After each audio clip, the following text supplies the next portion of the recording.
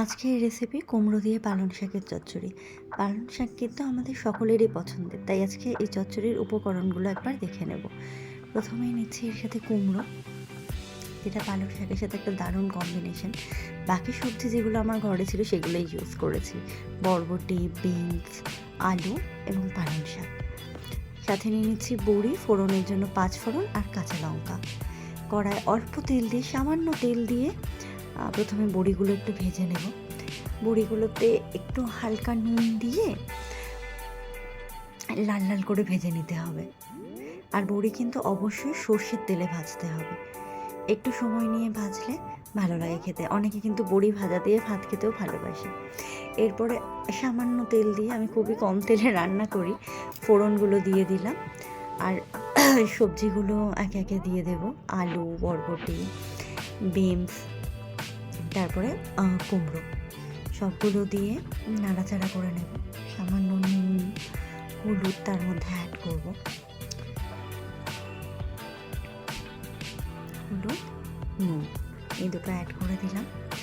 দিয়ে গ্যাসটাকে না একটু হাই ফ্লেমে দিয়ে সবজিগুলো লাল লাল করে প্রথমে ভেজে নিতে হবে।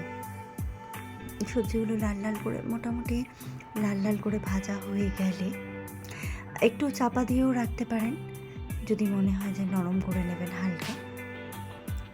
আমি গ্যাস সবসময় সিমে দিয়ে চাপা দিয়ে রান্না করি, তাতে কিন্তু রান্নার টেস্টটা খুব ভালো হয়।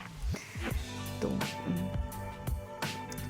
দেখুন সবজিগুলো অলমোস্ট লাল লাল হয়ে গেছে, ভালো করে ভাজা হয়ে গেছে। প্রথমে অল্প পালং শাক দেবো, কেন পালং শাক তো প্রথমে অনেকটা উঁচু হয়ে থাকবে, নাড়তে অসুবিধা হবে, কিন্তু নাড়তে নাড়তে পালং শাকগুলো কমে আসবে। আর যখন কমে আসবে বাকি পালং শাকটাও দিয়ে দেবো, দিয়ে কিন্তু একইভাবে নাড়বো।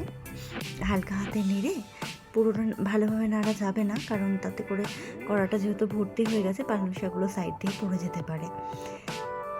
হালকাভাবে নেড়ে আবার কিন্তু আমরা চাপা দিয়ে দেবো কিছুক্ষণের জন্য।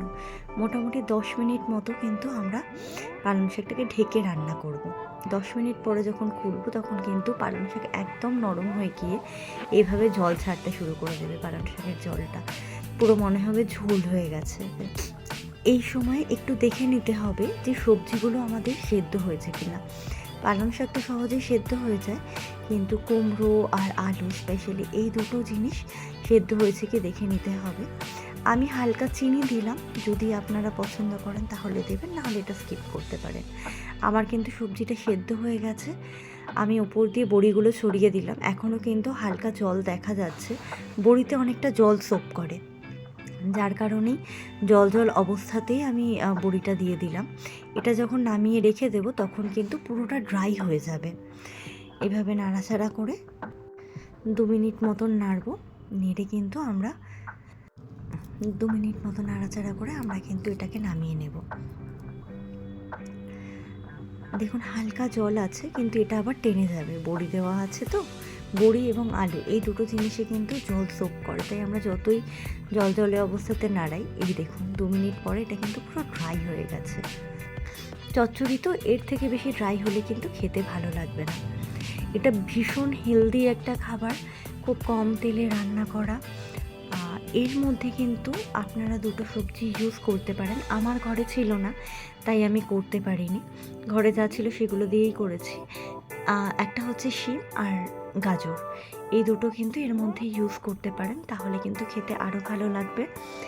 আর এই রেসিপিটা এতটাই সুন্দর খেতে হয়, বাচ্চা থেকে বড় সবাই পছন্দ করবে। পালং শাক ভীষণ পুষ্টিকর একটা জিনিস, তার সাথে কুমড়ো, বিনস, বরবটি, আলু এগুলো আমি ইউজ করেছি। আপনাদের ঘরে থাকলে গাজর, শিম সেটাও ইউজ করবেন। আর একদিন করে দেখবেন, দারুণ খেতে লাগে। গরম ভাতের সাথে খাবেন বা পরোটার সাথেও কিন্তু আপনারা এটা খেয়ে দেখতে পারেন। আশা করি ভালো লাগবে। সময় করে এটা রান্না করে জানাবেন কেমন লাগলো।